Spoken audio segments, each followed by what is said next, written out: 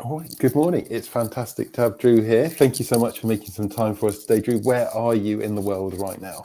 Good morning, Stuart. I am in sunny, well, partially sunny, South Devon. So Okay, in fantastic. between Dartmoor and the coast. A lovely part of the world. And I'm here in Lisbon, so we're a proper international chapter today. Now, we know each other from like minds, and for me being a general man about town and the Exeter area, and kind of one of those connectors and joining the dots together. Mhm. What do you do in life? What's eye to eye capital, and how does your whole world hold together? My whole world, I've finally reached the stage now where I can do what I do from anywhere in the world. So I'm not quite sure why I'm doing it from Devon. I should be doing it from Capri or somewhere glamorous like that. And just coincidentally, my wife has become a digital nomad, so we literally could do what we do from anywhere in the world. Yeah, I mean, in my early days, obviously I was used to commuting to an office. It used to take me at least an hour, maybe an hour and a quarter every day to get into London. I finally got my commute down to 5 minutes about 5 years ago because I opened a co-working space opposite my house, so I could literally just leave home and cross the road and go to work. But as I say, now I finally got it down to a lot of Zoom Meet, Google Meet meetings, working with clients all over the world. Without actually physically meeting them. So yeah, I mean, I started out as an art student in London, working during my degree with one of the most famous record sleeve design companies there was at the time, called Hypnosis, who designed Dark Side of the Moon and Floated the Pig over Battersea Power Station. Oh my goodness, that was And an there's a era. great documentary on Netflix and Prime called Squaring the Circle, which features me towards the end talking about some of the sleeves that I worked on and some of the creative work that I did. Amazing. So that's worth a little look for people to see kind of how the old world worked, when we were on drawing tables with sticky tape and cow gum and no Mac in sight. And what did you imagine that you were going to end up doing when you were going to art school and stuff? Well, that was the thing. I didn't know. Like most young people, you've got various interests in different things. My passion was music as a youngster, and design. And somebody, I can't remember who it was, said to me, "Well, why don't you design record covers?" And I said, "Is that a job?" And they went, "Yeah, of course it's a job. You get, people get paid to do that."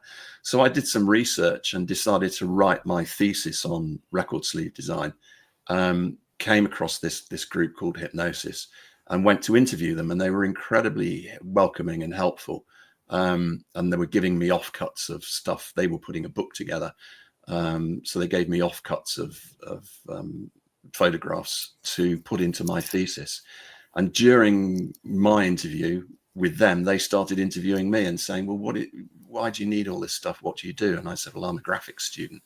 And they said, "So you design?" And I said, "Yeah." And they said, "We're really busy. Do you think you could spare a few hours every day?" And so I said, "Well, yeah, absolutely." And came to work for them, during my degree. So that was a Crazy. great start. Great start. Working for some of the artists that I'd only been buying their records, the previous year when I was at school. So you've gone from very artistic to now eye to eye capital with a whole load of other things in between, and from London to Devon. Yeah. What's your experience of investment so far? So we at I2I Capital, we deal with debt, not equity. So I'm raising funds for projects that conform to the UN 17 Sustainable Goals. So as long as you hit 5 of those, your project hits 5 of those, we can help find funding for you. And they range from companies that are cleaning aircraft fuel to make it more sustainable, to real estate projects featuring green recycling units, building data warehouses, building the latest top. The big topic is AI at the moment. So we're getting a lot of instructions from people who are building AI data warehouses. And this is debt, right? So it's something that they've got to service. They've This got to is pay debt. back. This is something they've got to pay back. Yeah. Okay. I mean, there is a philanthropic fund that we work with, where you put down a 20% deposit in escrow, and then they'll fund your project 100%, provided that you hit 5 of these UN sustainable goals. And that lasts, it's a 10-year term. There's no interest, there's no payment due until the final year. And as long as they'll be audited. And once they've hit those 5 sustainable goals, the debt is then turned into what they call a forgivable loan, or essentially a grant. Well, that's incredible. Which is incredible. Yeah. So there's And not many companies that can qualify. Are you able to talk about the source of funds for that? What is the philanthropic body? They're private individuals in the US, billionaires who they're called donor advised funds. So they've been going for 50, 60 years now. We started out with, people like the Carnegies and the Mellons and the huge American families that have so much wealth that they don't really need to make that much more. They're more interested in making an impact in the world. So if you go to them with a business that's saying, look, we're making aircraft fuel more sustainable, they say, wow, that sounds fantastic. Yeah, we'd like to get involved. Fantastic. And it's 5 sustainable development goals. Is there any other criteria for it? Does the company have to be like brand new, or can it be 20 years old? It can be brand new. It can be an SPV, a special purpose vehicle. So long as the project, when it's audited, as I say, can you pick those 5 goals and you stick to them. There's no, messing about. Oh, we've decided we're not going to do that one. Can we do this one? You pick them, you stick to them. You get audited every year, both internally and externally, and then there's a final audit in the 10th year. And what's the repercussion if you don't hit the 5 development goals? I guess you have to pay all the money back. Every one you don't hit, you have to pay 20% of the original loan. Okay, which is why the stuff. Which is why there are 5. Yeah. Oh, interesting. I'm absolutely plus interest, I would add. Yeah, although the interest isn't horrendous. I think there's a whole story there to ask you at some point in the future about how you got involved with that one. But tell the founders and the people that are watching this today, what's your personal experience of investing in the past? To invest in yourself. You have a belief, you have an idea, you have a product, and you want it to scale. You have to have a lot of resilience. Things go wrong all the time. You'll have terrible cash flow moments. It's a real struggle. It's not the wonderful sort of YouTube digital nomad vision of working in the Philippines or Bali and on your laptop.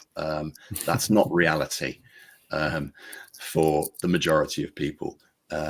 You've got to have a solid business plan. You've got to have a solid idea. You've got to have a great team.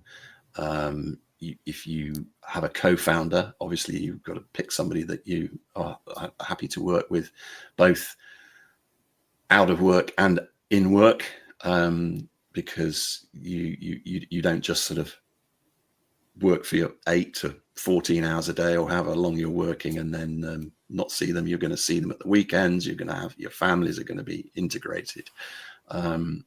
It's a really crucial part of building a business, that you've got a fantastic team that are pulling together.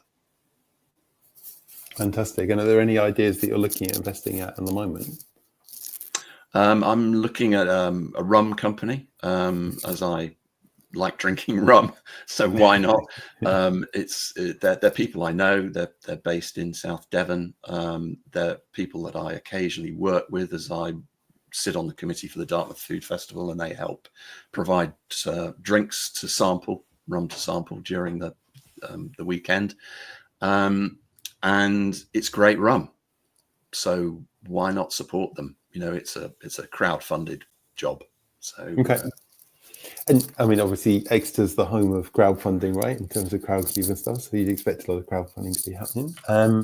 Yeah, in fact, Crowdcube started the same year that Like Mine started. Isn't that funny? Really? Yeah. So I know Darren Westlake very well. And we bumped into each other the other day, and he's got a new startup, funnily enough, in the music industry. So, which links to Spotify and makes Spotify a little bit more, have a little bit more engagement, fan engagement, which is a great idea. So I've been talking to him, giving him a little bit of advice on the music industry contacts that I've got. Because I think of investing in that one. I might do. Yeah. What's your criteria when you look at an investment? You talked about the rum. You know them, and it's a product that you understand. I understand. Yeah. Are those the criteria you look for, like that personal relevance for you, or is there something else? Yeah, absolutely. I mean, obviously, it's got to make financial sense. The company, going back to the rum company, they're a profitable company, and so they're already trading. They're already trading. Yeah, it's not a startup. Investing in startups obviously is incredibly high risk, and to be honest, a lot of the tech companies that are coming out of America have got the right address book. So the early investors in those companies are the people that have built solid Silicon Valley companies before, and the chances of you getting a look in are fairly remote. Until it gets to a point where they go public, and then you can buy shares normally. It's a bit of a boys' club, as it were, and I'm sure it's the same in any major city. There'll be investor clubs and people saying, "Hey, Joe, I've just come across this thing. I think this is really good. I'm going to go in. Do you want to come in with me?" And they go, yeah, sure. Yeah, I'll come in with you. And they build a little base. I'm sure you're smiling, Stuart. So I'm sure you've come across this. Well, it's all about signals and trust in those environments, right? Yeah. It's the signal that somebody has a shrewd brain, has found something interesting. And so you're going to follow that because you trust the fact that they've got good track record and history and so on, and you know them well enough that you don't expect that they're pulling the wool over your eyes. That kind of stuff. Yeah, absolutely. It's as I say, for me, it's been a really interesting journey because I've never had a proper job, as my father would say, until I sold my first business. So when I left Hypnosis, I started my own record sleeve design agency called Icon, and carried on the good work that they were doing. They turned into a film production company. So we were able to get a lot of clients from them, which obviously was a great start for me because I was effectively a startup with no investment, and grew that to a big 3,500 square foot office on Farringdon Road in London, just opposite the old Guardian building, and opened an office in Studio City in LA to look after the American market, because we were working with big artists like Robert Plant and David Gilmour and Phil Collins and Genesis and ABBA. We launched Radiohead. We worked with Duran Duran. So there were always really important releases that we would design a slightly different cover for the American market. So, which they loved, of course, because the super fans would buy the album twice, which is good news for everybody. And then I sold that in 1989. I was like 31, I think, to a UK public company who were a print business and didn't have a creative front end. And the Mac had just come on. We'd got a tiny little Mac SE, the brick, if you remember those. Yeah, absolutely. And there was a queue for all the designers sort of suddenly stopped using drawing tables and all wanted to learn Quark Express, as it was then, the design tool that we were all using. And when I sold, the part of the deal that I struck with the company was that they would buy a Mac for everybody. So we suddenly had 25 designers with Macs, which was a huge advantage against our competition who were still on drawing boards. So we grew that to one of the biggest pre-press companies working in the entertainment industry at the time.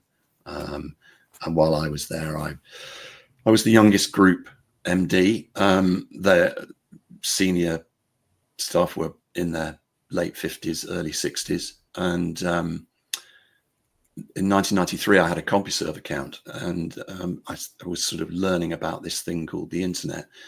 And I realized that if I wanted to build websites, I could design them, but I couldn't program them. So I needed developers. And I went to the group CEO and I said, look, I want to hire some developers. I want to stop hiring designers. I want to start hiring developers. And he said, what are they? And I said, well, I don't know either, but I know I need these guys. So, we need to, learn. And excuse me, he said, write a board report. And, as an entrepreneur, I've never written a business plan in my life. I probably shouldn't say that, but I haven't. And I just do stuff. You have a business partner. You say, "Shall we open an office in LA?" Yeah, that's a great idea. Okay, we'll go and open an office in LA. If it doesn't work, you can always close it. So no harm done. And so I did write this board report, and it came back and written in pencil on the cover was, "The internet's a fad. It'll never take off." I wish I kept it. Absolutely, that's a framer, that one. Yeah, it is a framer. And I thought about it for another 6 months, thinking, I laugh at this now. God, you're in your 60s, you know nothing. He says, and so I resigned, and it was the old car keys on the table and the company credit card, and where are you going? And I said, look, I'm out. You guys, you're driving me mad. Got home, and my wife was sitting outside with a young baby, and she said, "Oh, you're home early, darling. Where's the car?" I said, "Well, it's okay. I've got a Mac." Yeah, it's going to be a bit of a tricky conversation. Yeah, it didn't go down very well. Anyway, so I started Eye to Eye in my spare room with a Mac, and then found a studio in London via my network of people, and we got busy. So you hire your first hire, and then your second and your third, and we grew that, and we built some of the first websites ever in 1994 to 2000, riding that .com bubble, which was just incredible. People coming to you with tens of thousands of dollars to build a website, which you would build in a weekend on WordPress now. It's frightening, really, when I think back literally to when I started in business and there were no computers, to having been through the computer age, been through the internet age, been through the social media age, and now I'm entering the AI age. The technical transformation that's gone on in my lifetime is absolutely eye-opening, I think. Yeah, incredible, isn't it? And in my first role, I was actually worked for a company called GC, Marconi Combat Information Systems, and we worked on the software. Yeah, we worked on the software for Tornado aircraft. But what was interesting about that was when I arrived, which was in the mid 90s, the technology spanned back to the origins of the project. So you could literally, you were using ticker tape and punch tape with holes in it. This stuff had to work in military theatre, and you had to support everything that was out there as well as everything that was going to be out there. So I saw right back to punch cards, basically, through to Andril. Yeah, I've just watched the because I'm an investor in Palantir, so which I know some people would get offended by, but hey, it's the future. And Andril is the physical manifestation, effectively. You've got the AI that's driving this, and they're the guys that are making the products. And there's this little film out on YouTube of couple of guys breaking down in a Land Rover in the middle of the desert, and then you suddenly see these drones. There's like 50, 60 drones heading their way, and they've got a little box on the back of the Land Rover, and it's tracking these drones, and as soon as it comes within range, it sends out an audio pulse, and all these drones just drop out of the sky onto the ground, gone, just knocked out. You just think, this is incredible stuff. It's science fiction. It really is. Absolutely amazing. We are living in our own future, right? Living in our own future. We are, yeah. Very Black Mirror. Yeah. So let's draw ourselves to a close with this one. Then there are hopefully some very first-time founders watching this, trying to get through this podcast series empathy and as we say in Portugal, with what the mindset is from an investor. But thinking it the other way around, what's your best advice for these first-time founders as somebody who's invested and been an entrepreneur so much yourself? I think a couple of things. One is build up your resilience, because that's absolutely crucial. And if you're sending out a pitch deck, find out what the investor or the potential investor is looking for. Just sending out 15 pitch decks to people that you've kind of heard the name of is a waste of everybody's time. You don't think those big mailing lists on a spreadsheet from some random LinkedIn person is going to really get it done? Throw enough shit against a wall, some of it will stick. But really, be a little bit more strategic. Look at the investors that you would like to be working with. What is it that appeals to you about them? Because again, going back to this co-founder relationship, you are entering into a relationship with your backer, and so you've got to like them. You've got to understand what it is that they're after. What particular sector are they focused on? What are they looking to, aside from obviously making money, what's their purpose? There's an awful lot of talk about purpose and businesses having a purpose, but you should throw that back at them and say, well, look, why would you be interested in investing in us? Okay. And just to delve a little bit on that resilience thing, how do you build up resilience? Because it's not like doing chin-ups, right? You can't just go to a bar and work it out. How do you do that? I don't know. It kind of is, because the more stress you put yourself under, and the more you're able to cope with that, it's taking on a little bit at a time. Don't suddenly throw yourself in at the deep end and you'll drown. But it's like learning to swim. Just to build up your resilience over time. Recognize that when you get turned down, that's just maybe not now. It's not no forever. Don't just take things personally either. Just it's a fact. Okay, I've done that. It's not worked. Fine, move on. You've got to have this strength in yourself, to your self-belief that you will make it through. Thank you so much, Drew. It's been great to have you on here today. Thank you so much for all your shares, and look forward to seeing you again next to when I'm back. Indeed. Yeah. See you soon, Stuart. Thanks a lot. Thanks, mate. Bye.